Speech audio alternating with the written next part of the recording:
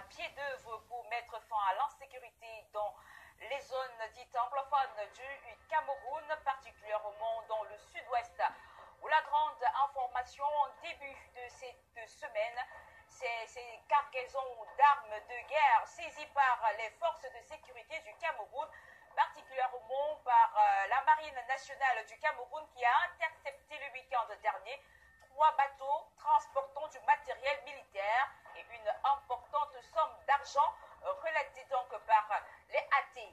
3 chalutiers arraisonnés au Cameroun avec des armes de guerre qui seraient certainement destinées aux sécessionnistes de la zone anglophone et particulièrement dans le sud-ouest. Les éléments de la marine camerounaise ont arraisonné 3 chalutiers dans le sud-ouest dans la nuit de samedi 8 à dimanche 9 août 2018. C'était donc le week-end dernier.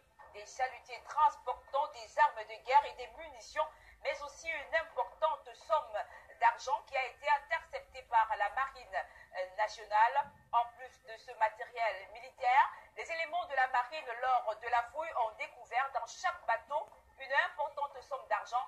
Et donc de sources bien introduites, on apprend que les 3 navires qui ont été interceptés par la marine nationale du Cameroun se trouvaient dans une zone interdite en mer au moment où ils ont été surpris par un contrôle de routine.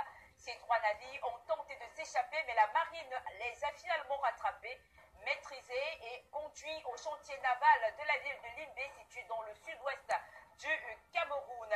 Eh bien, on parle donc ce matin de cette grande information, les saisies d'armes de guerre qui a donc été interceptée dans la péninsule de Bakassi par l'armée marine du Cameroun le week-end dernier, précisément samedi 8 à la nuit du samedi 8 au dimanche 9 août dernier.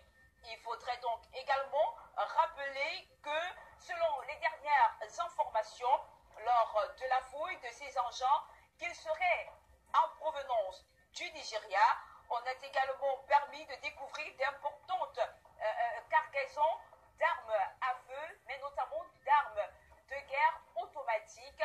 On en parlera tout au long de cette émission. On décryptera donc cette autre information concernant cette lutte contre l'insécurité dans les 2 grandes régions anglophones et surtout cette nouvelle saisie d'armes, car rappelons-le, ce n'est pas la première qu'aura effectué l'armée du Cameroun, mais à présent c'est l'armée marine qui intercepte une grande cargaison de 3 navires d'armes de guerre qui étaient sur le point d'entrer donc sur le territoire du Cameroun de part et d'autre dans les différentes villes, alors que le pays se prépare à l'élection présidentielle qui frappe déjà à la porte, rendue déjà au mois de septembre 2018.